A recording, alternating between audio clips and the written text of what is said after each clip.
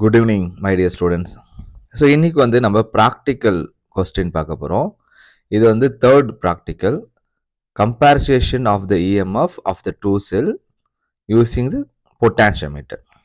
So, potentiometer first வந்து bookல பார்த்தோம்னா formula வந்து Xi1 by Xi2 equal to L1 by L2 டெஸ்ட்லாம் இருக்குங்களா?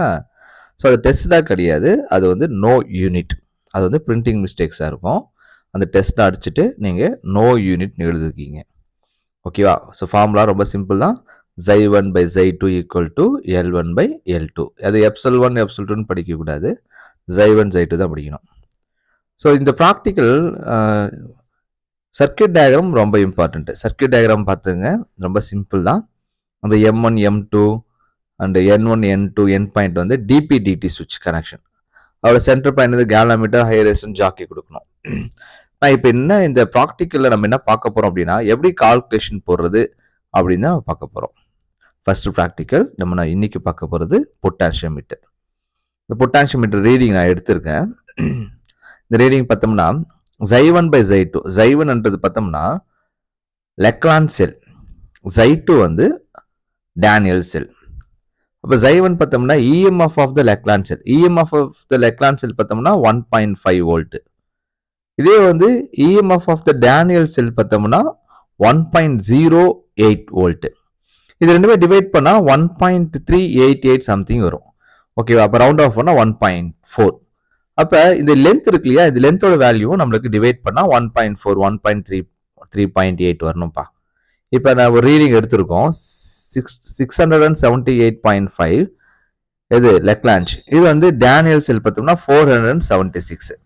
ஓகேங்களா? இந்த ரீடிங் எல்லாம் நீங்க ஞாபகம் வச்சுங்க. ஓகேவா? இந்த ரீடிங்க்கு எப்படி கால்குலேஷன் போறது பாருங்க. ஸோ நம்மளுக்கு ஃபார்முலா பார்த்தோம்னா Xi1 Xi2 equal to L1 by L2. அப்போ L1 by L2. அப்போ இங்க பார்த்தோம்னா 676.5 இருக்கு இல்லையா, அது சென்டிமீட்டர்ல இருக்கு. 476 இருக்கு இல்லையா, அதுவும் சென்டிமீட்டர்ல இருக்கு.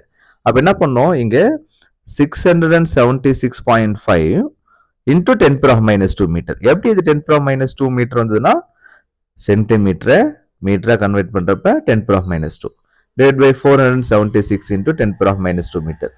அப்ப இந்த 10⁻⁻2 10⁻⁻2 கேன்சல் ஆயிடுச்சுன்னா 1.42.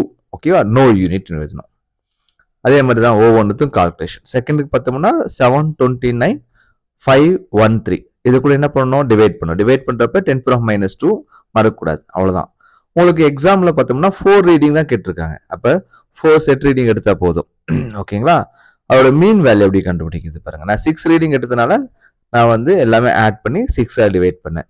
நீங்க 4 ரீடிங் எடுத்தீங்கன்னா 4 ரீடிங் ஆட் பண்ணி 4 டிவைட் பண்ணா போதும். அப்போ ஆன்சர் வந்து 1.4, 1.38 வந்தாலுமே கரெக்ட் தான்.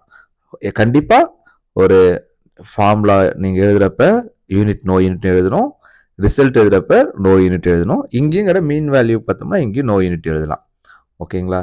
ஸோ பொட்டாசியோமீட்டர் இருக்கிறது ரொம்ப சிம்பிளான எக்ஸ்பெரிமெண்ட்.